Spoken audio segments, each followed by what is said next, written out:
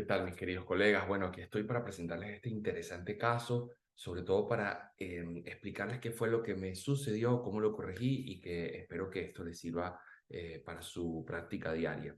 En principio, este caso es una laterodesviación mandibular compensada por la posición coronal de alguno de los dientes y que tiene una mordida cruzada múltiple en la zona de entre 41 y 4, en el lateral en el diente número 12 y una mordida cruzada en tijera en este premolar.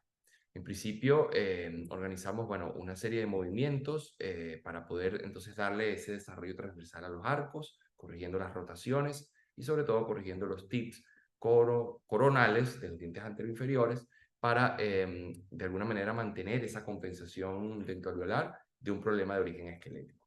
Por supuesto, para ello tuve que utilizar attachments y tuve que utilizar también IPR asimétrico para poder entonces lograr todo ese engranaje dentario que deseaba. ¿Cuál fue, por supuesto, la complicación? La complicación, por supuesto, cuando nosotros descruzamos mordidas, siempre tenemos que hipercorregir lo que es el torque radículo vestibular de ese lateral, en este caso, para que no se quede en la zona palatina.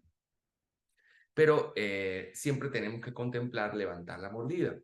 Y el levantamiento de mordida se hace de varias maneras. La más común es programar en el clean check, en este caso, un bite ram hecho en el alineador. De manera que cuando el paciente tenga el alineador colocado en boca, los dientes estén en desoclusión y tenga más libertad de esas desrotaciones y de ese descruzamiento. Nos ayudamos, por supuesto, también con elásticos que a veces son programados en el software o a veces simplemente se hacen los recortes necesarios para poder colocar botones y elásticos, depende de la zona y del momento del tratamiento que queramos actuar.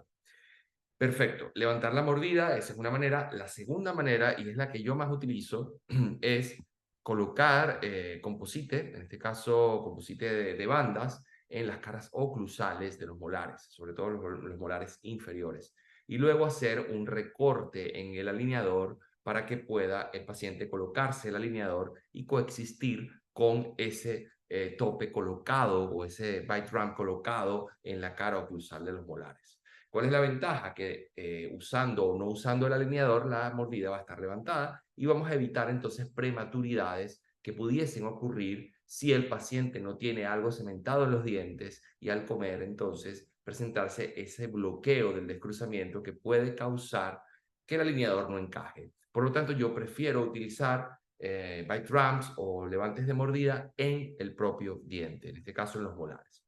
¿Cuál fue el problema en este caso? Que fíjense, el descruzamiento, sobre todo del lateral, no se hace sino hasta más avanzado el tratamiento, es decir, hasta el alineador aproximado de 32-33. Ahí comienza realmente a descruzarse ese lateral. ¿Y cuál fue mi error? Que yo coloqué el levante de mordida en este molar desde el inicio del tratamiento, lo que por supuesto conllevó a una intrusión indeseada de ese molar, que luego en el refinamiento me costó bastante corregir y no lo pude corregir en un 100%.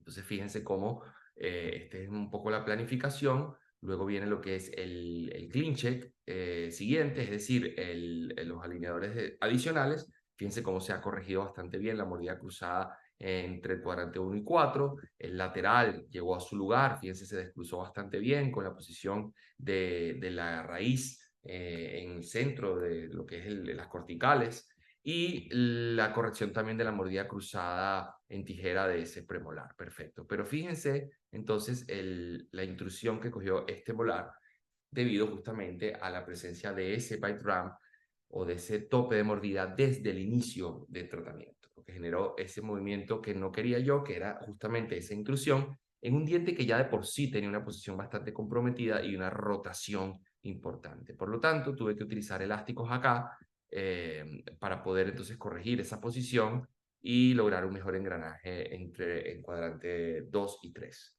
Ahora les quiero mostrar lo que es las fotos reales del paciente. Fíjense cómo el incisivo lateral llega a su posición, se logra las líneas medias coincidir, la clase 1 canina y molar también se logra. El tip de los dientes anteroinferiores, es verdad que se mejoró muchísimo, pero bueno, llegó hasta un punto en donde estaba más complicado de lograr, justamente ese paralelismo ideal. La paciente, bueno, lo negociamos, la paciente quedó bastante contenta con el resultado, yo particularmente también. Sin embargo, fíjense cómo, bueno, se corrige la mordida cruzada del lateral, el cuadrante 1 y 4 están engranando perfectamente en clase 1. Aquí también se corrige la clase canina, la clase molar se mantiene, pero fíjense entonces la posición del molar inferior que cogió justamente por esa intrusión, que por más que utilicé elásticos, luego fue bastante complicado de corregir ese engranaje deseado en esa zona. Por supuesto, esto es un tip que les dejo. Si van a utilizar estos topes, estos levantes de mordida en el diente, tienen que hacerse lo más cercano al movimiento de descruzamiento. Por supuesto, si el descruzamiento es desde el inicio, pero si el descruzamiento es más avanzado en el tratamiento, no colocarlo desde el inicio porque puede generar justamente esta intrusión. Y el uso de un buen attachment de anclaje es también fundamental para evitar justamente ese movimiento de intrusión indeseado. Entonces, fíjense que está el desarrollo de los arcos, tanto superiores como inferiores, y bueno, el caso ya ha terminado después de un año y algunos meses, un año y 2 meses de tratamiento.